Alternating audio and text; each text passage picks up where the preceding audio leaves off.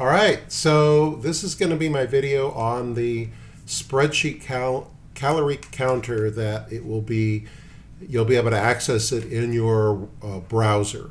When you browse the internet, if you're using Google Chrome or whatever, that's how you'll access it. So to get set up with that, the first thing you're going to do is you'll get an email from me, an invitation. This is what it's going to look like.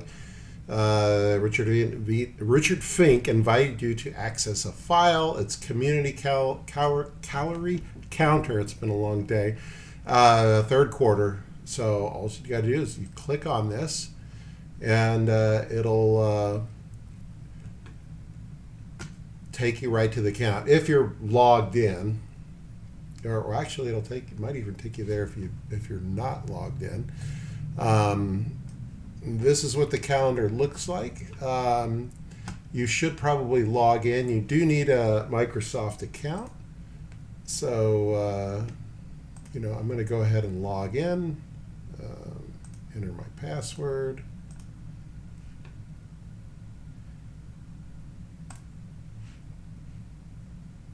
All right, so now I'm logged in, and this is what the sheet, let me zoom out here a little bit so you can see a little better what this bad boy is all about. All right, so over here you've got graphs that'll show your progress, your weight. Here's where you enter your calories. So this is the week ending. Let me zoom in just a little bit. Okay, right up here is the week ending period, which will be the 13th, Friday the 13th. And all you do is you list your calories, how much you've had. If it's in the red, when you type in your calories, it'll show up red. Or if you're doing good, it'll show up green. Right up here in the top, you've got a place to put your exercise goal. You can set this to anything you want. I have it set, it's defaulted for 15 minutes. And right here, you can enter your goal weight. You can, if you weigh 160 pounds, you don't want your goal weight to be 120 pounds. Set it to 155 or 150 pounds. So I'm at 228 right now, and so my new goal weight is 225. Now let's say at the end of the week I weigh myself and I'm at 229.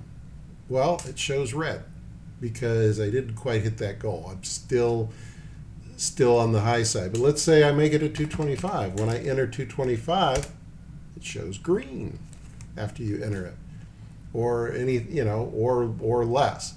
Now today I'm going to log my calories for Monday, so I'm going to open up the app on my phone that I showed you earlier, and I'm going to log the calories for today. So total calories were 1,937 calories.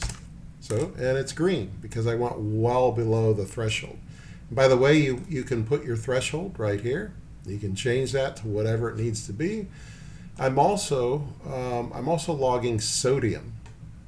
And again, when you log your calories, like let's say you just type 1800, it automatically formats it for calories. Okay. Notice how my daily thing changed to red over here because I didn't hit that goal because it's 1,800 calories. So I'm going to change that back to 3,300. Okay, and the same thing. It automatically formats it for milligrams and sodium and calories. Okay, and but here the weight, I'm not going to weigh until Saturday morning, so we don't know what this number is going to be just yet. Okay, I'm also going to log the sodium. How much sodium did I have? So I'm going to look at my app and pull up sodium, and looks like I took in 1,634 milligrams of sodium. So 1,634, and that's green as well. because my sodium limit is at 2,800 milligrams, and I only took in 1,634 milligrams of sodium. So I've been good. But as you can see here, as I was telling you earlier, Saturday is when I took in the 6,100 calories and almost 6,000 milligrams of sodium. The next day, Sunday, I had some leftovers and it trickled down a little bit, not quite as bad. Okay, but I think it's a good idea to list sodium, just for the simple reason is, let's say you've done good. Maybe all of your numbers are good for the whole week, but then maybe Thursday and Friday you took on a lot of sodium. You know, sodium doesn't make you fat, doesn't cause you to gain fat, but you do retain water. So if you're looking at these and you have high sodium the past couple days and you've gained a couple pounds, even though your calories have all been good, there's your answer. Too much sodium. So I'm also logging potassium. And the reason I'm logging potassium is, according to the American Heart Association, it's vitally important for your blood pressure and so forth. Most women should get 2,600 milligrams a day of potassium. Men should get 3,400. But on average, we fall short. I know I can fall much even below this, but usually men only get 3,000 milligrams a day, women about 2,300 milligrams a day. So can you get too much potassium? Yeah, if you're elderly and you have kidney problems. If you have kidney problems, you got to be careful on everything you take in. So, but if you're normal and healthy, you should be getting enough potassium. So I'm keeping track of that on the app. So just wanted to throw that in. So again, everything is laid out. That's all you got to do. At the end of the day, log the calories and log the sodium if you want to. If you don't want to, that's okay. And each day you enter, it automatically calculates an average for you. So just in the 3 days, I went really high on Saturday, really low on Monday. You can see, that my average is 3,500 calories per day. I'm still over. It's in the red. So, all right. Now, let's get to exercise. This is minutes of exercise. So, your goal right here is 15 minutes. So, let's say you do 10 minutes of exercise. We'll log 10 minutes. Okay. Notice how right over here, it's still in the red, okay? But maybe the next day you did 5 more minutes, boom, now it's green. You get rewarded with a green number instead of that. What if you did 59 minutes? Okay, the hour is still red because you haven't quite done an hour yet, but the minutes are green. So you got in 59 minutes. So let's add another 10 minutes. Boom. Now you're at 1 hour, 9 minutes of exercise for the week.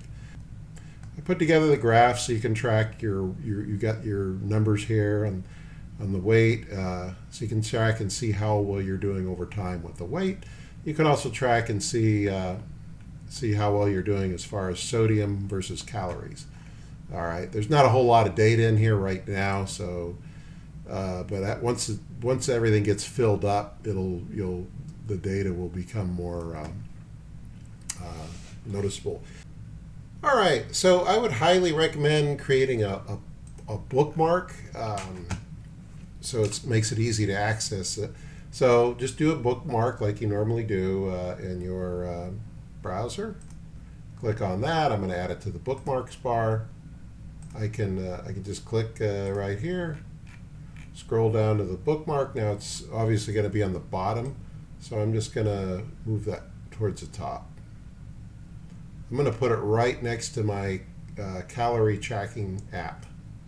bookmark. So this way, let's say next time you want to access it, you click right here, click on the community calendar, boom, and it loads. Makes it a little easier, loading everything, so, and entering your calendars. So one thing I want to point out right here is at the bottom of the page we have my name, Patrice, Susie, Lenora, Lisa.